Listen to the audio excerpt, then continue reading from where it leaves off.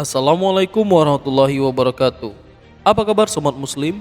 Semoga kita selalu dilimpahkan rahmat oleh Allah Subhanahu wa taala. Pada kesempatan kali ini Ragam Islam Channel akan membawakan kisah ketika Nabi Ibrahim pernah berbohong. Tidak pernah Ibrahim alaihissalam berdusta kecuali 3 kali. Sabda Rasulullah riwayat Al-Bukhari.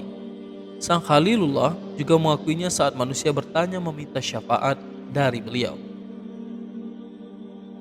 Nabi Ibrahim berkata, "Sesungguhnya aku pernah berdusta 3 kali. Jika benar Nabi Ibrahim pernah berdusta 3 kali, seperti apa kebohongan beliau? Dusta ataupun bohong yang dilisankan Nabi Ibrahim sesungguhnya benar adanya dan mengandung kebaikan. Tidak ada satupun perkataan beliau yang bermakna sebenar-benar kedustaan ataupun kebohongan, melainkan sebuah tauriah." Berikut 3 kisah Nabi Ibrahim ketika berbohong. Perkataan pertama, "Sesungguhnya aku sakit." Perkataan Nabi Ibrahim ini bahkan tercantum dalam Al-Quran. Kisahnya sangat terkenal, yakni ketika sang Nabi diajak warga untuk berhari raya menyembah berhala. Karena ucapan beliau, warga pun meninggalkan Nabi Ibrahim seorang diri di kampung mereka. Saat itulah sang Nabi beraksi menghancurkan berhala. "Sesungguhnya aku sakit." Yang dilisankan Nabi Ibrahim sejatinya bukanlah dusta. Ucapan "sesungguhnya aku sakit" yang dilisankan Nabi Ibrahim sejatinya bukanlah dusta.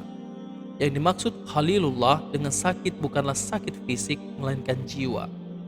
Betapa Nabi Ibrahim merasa risau dan berduka jiwanya karena melihat kesyirikan melanda warga. Nabi Ibrahim merasakan duka yang teramat sangat karena mereka tak mendengar seruannya untuk menauhidkan Allah dan meninggalkan berhala. Sebelum mengucapkan "sesungguhnya aku sakit", Nabi Ibrahim sempat melihat ke atas langit. Warga memaknai bahwa Ibrahim melihat bintang dan meyakini bahwa bintang-bintanglah yang memberikan sakit kepada Ibrahim. Karena itulah mereka percaya dan pergi berhari raya. Ketika seluruh kampung sepi, termasuk tempat ibadah berisi berhala, Nabi Ibrahim pun bangkit membawa kapak. Beliau lalu menghancurkan seluruh berhala yang ada, kecuali berhala yang terbesar. Dengan cerdas, sang Nabi menaruh kapaknya ke berhala terbesar itu. Ketika warga kembali berhari raya, mereka terkejut dan histeris melihat patung-patung Tuhan hancur berserakan. Mereka pun melihat hanya tersisa satu berhala besar dengan kapak di tangannya. Jika mereka meyakini berhala dapat bergerak, maka semestinya mereka menuduh berhala besarlah yang menghancurkannya. Namun mereka justru meyakini pastilah Ibrahim yang melakukannya. Kedua, sebenarnya patung yang besar itulah yang melakukannya. Dengan geram, warga memanggil Ibrahim ke tempat ibadah mereka. Nabi Ibrahim dituduh melakukan penghancuran terhadap semua patung berhala. "Engkaukah yang berbuat seperti ini terhadap Tuhan-Tuhan kami, wahai Ibrahim?" tanya mereka. Lalu apa yang diucapkan sang Nabi? Nabi Ibrahim berkata, "Bahkan yang melakukannya adalah yang paling besar itu." Kalimat Nabi Ibrahim dianggap berbohong karena sebetulnya sang Nabi lah yang menghancurkan patung-patung berhala itu. Namun sebetulnya, ucapan Nabi Ibrahim bermakna suruhan kepada warga menanyakan kepada patung yang terbesar yang dianggap mereka sebagai Tuhan. Maksudnya, tanyakanlah kepada patung besar itu jika memang mereka bisa berbicara. Karena itulah ucapan sang bapak para nabi itu bukanlah sebuah kebohongan. Tentulah patung tak bisa berbicara apalagi memegang kapak dan menghancurkan patung saingannya. Jikalau para warga memiliki akal sehat, pastilah mereka akan mengimani Nabi Ibrahim dan hanyalah menyembah Allah Subhanahu wa Ta'ala.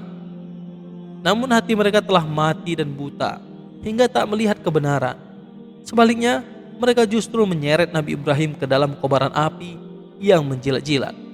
Bahkan ketika Nabi Ibrahim selamat dari kobaran api, mereka pun tetap saja tak beriman. Ketiga, dia adalah saudara wanitaku. Adapun momen ketiga Nabi Ibrahim berbohong ialah ketika beliau dan istrinya Sarah melakukan hijrah. Suatu hari beliau dan Sarah yang sangat jelita memasuki wilayah yang dipimpin seorang raja zalim. Saat Nabiullah masuk ke negeri tersebut, tersiar kabar ke telinga raja tentang kedatangannya bersama seorang wanita yang sangat cantik. Sesungguhnya di wilayahmu ini ada seorang pria dengan wanita yang sangat cantik, ujar seorang petugas kerajaan. Maka dipanggillah Nabi Ibrahim ke hadapan raja. Sang raja zalim bertanya, "Siapakah wanita yang bersamamu?" Nabi Ibrahim menjawab, "Dia adalah saudara perempuanku." Ucapan Nabi Ibrahim ini dianggap dusta karena Sarah bukanlah saudaranya, melainkan istrinya. Namun sebetulnya Nabi Ibrahim tidaklah berdusta, karena setiap orang beriman adalah saudara. Karena itulah Sarah pun saudara seiman Nabi Ibrahim. Saat menemui Sarah, Nabiullah berkata, "Wahai Sarah, di dunia ini tidak ada yang beriman selain aku dan engkau. Raja zalim ini menanyaiku, lalu aku mengatakan kepadanya bahwa engkau adalah saudara perempuanku. Maka janganlah engkau mendustakanku." Nabi Ibrahim mengatakan Sarah sebagai saudaranya karena tahu betul maksud sang raja. Jika ia mengatakan Sarah adalah istrinya, maka sang raja akan membunuh Ibrahim dan menculik Sarah. Karena itulah Nabi Ibrahim mengatakan Sarah adalah saudarinya dengan harapan pertolongan dari Allah. Pertolongan itu pun benar nyata. Saat Sarah dibawa paksa ke istana, sang raja tak mampu menyentuh Sarah sedikit pun. Berkali-kali raja ingin menyentuh Sarah, namun ia tak sanggup karena tangannya tiba-tiba bergetar hebat. Hingga akhirnya Sarah pun dikembalikan kepada Nabi Ibrahim, bahkan diberi seorang budak bernama Hajar. Keduanya selamat dan dapat melanjutkan perjalanan bersama Hajar yang kelak menjadi istri kedua Nabi Ibrahim, sekaligus ibunda dari putra pertama beliau, Nabi Ismail. Wallahu a'lam bishawab. Demikian kisah singkat tentang Nabi Ibrahim yang mengatakan kebohongan, namun di balik itu ada kebenaran dan hikmah. Semoga kisah singkat ini menjadi pelajaran bagi kita semua agar menjadi seorang muslim yang selalu mendekatkan diri kepada Allah Subhanahu wa taala. Wallahu a'lam bishawab. Assalamualaikum warahmatullahi wabarakatuh.